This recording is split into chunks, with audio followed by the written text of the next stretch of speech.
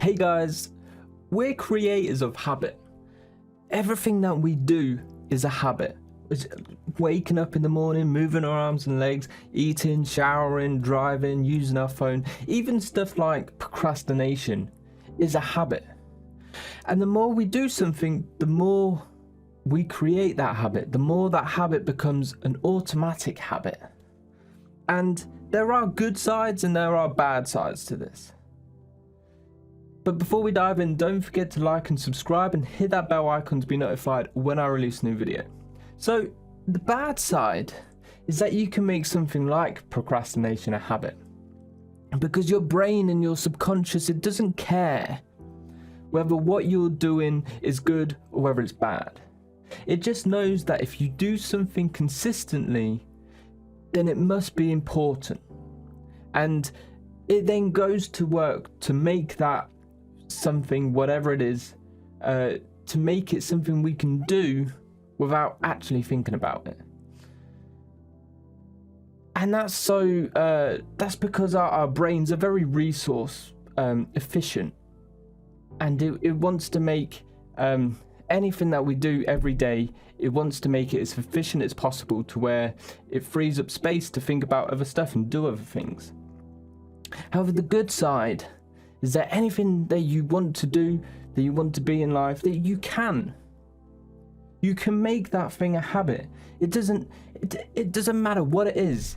It's like driving a car. Like, most people don't really care about driving a car like really well, or don't care about being a race car driver or anything. They just want to be able to get to A to B efficiently. But because they drive every single day, they drive to work, they drive to the store, wherever they go, because they drive every day and they do it consistently, it becomes this automatic thing that they can just do so easily on autopilot, and most people can just drive without even thinking about it. However, the requirements are very high to make something a habit. You can't just create a habit in like a week and expect to be able to do that automatically, because that just wouldn't be resource efficient, you know? We'd have millions and millions of different habits. So for you to be able to create a habit, you need to be able to do that one thing consistently, and you need to do it consistently for a long period of time. I'm talking 6 months to a year, maybe even longer. And you need to push through the bad stuff. You need to do it when you're demotivated, because the challenges that your brain gives you is they're the things that determine whether your behavior is worth becoming a habit.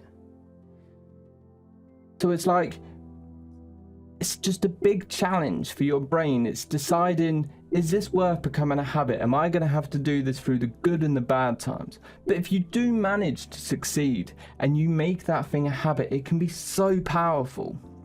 For example, last night it was late, I was tired, I had a bad day, and I said to myself, I've got to brush my teeth.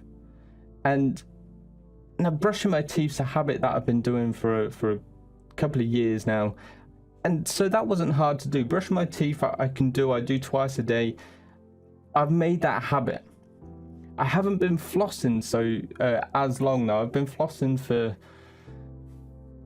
I don't know, 10 months or so, and it is starting to become a habit. However, I said to myself, like, I'm so tired, I'm not going to worry about flossing today. I just want to get into bed. I don't want to do it. I don't want to floss today. And even though I said those things and I gave myself permission not to floss, I was just like, I want to get into bed, I'm tired, I'm not going to floss, I'm just going to brush. Even though I gave myself permission not to floss, my habit of doing it just overcame all of my thoughts and all of my feelings, even though I gave myself permission. My habit overcame all of that, and I did it anyway. I still flossed. I'm amazed that I started flossing, to be fair. It just shows how much more powerful your habits are to anything else that you do. They're way more powerful than your feelings. They're way more powerful than your thoughts and what you say to yourself.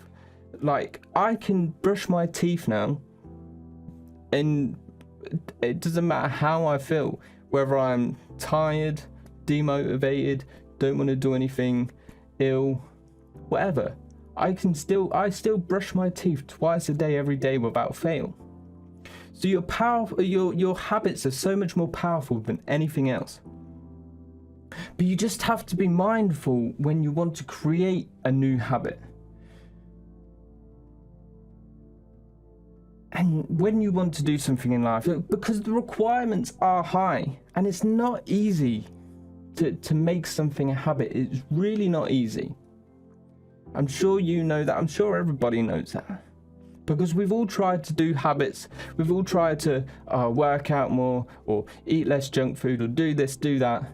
And we fail after a couple of weeks, a month, a couple of months. Because it gets hard. But they're the things that you need to push past to actually make that thing a habit. And if you can push past them things and you can get past your feelings, it will become a habit.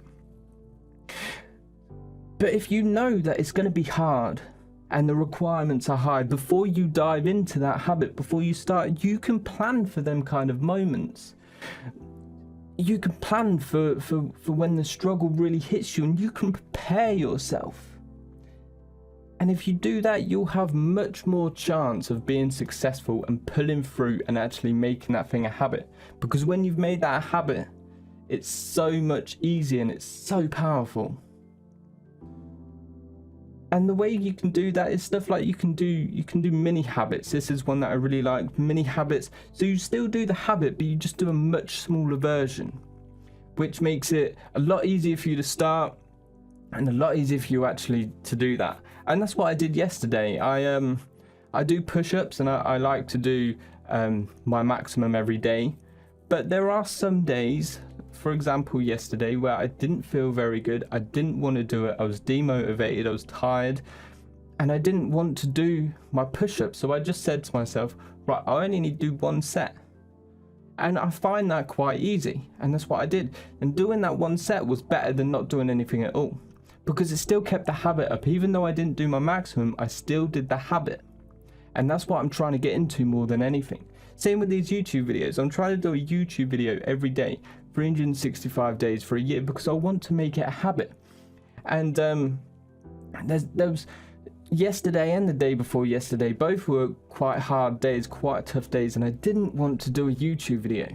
So instead of making this long, trying to be good YouTube video, I just made a really short one, and it wasn't that good, but it was more about keeping the habit, making the video and keeping the habit. Because if you stop doing that habit for a day, it makes it easier to not do it for 2 days, and it makes it easier to give yourself excuses to not do it for 3 days, and then 4, and eventually you'll just start to drift and not do it. But if you keep on track and you do it every day and you do it consistently, and it doesn't matter whether you do one push-up, whether you do a 1-minute video, it doesn't matter what it is. If you can do it every day and you can stay consistent with it, you will make that habit. And then who knows what you can do after that. So if you want to do something in your life, make it a habit, because that's more important, more powerful than anything else that you can do. That's it for today, guys. I'll see you in the next video.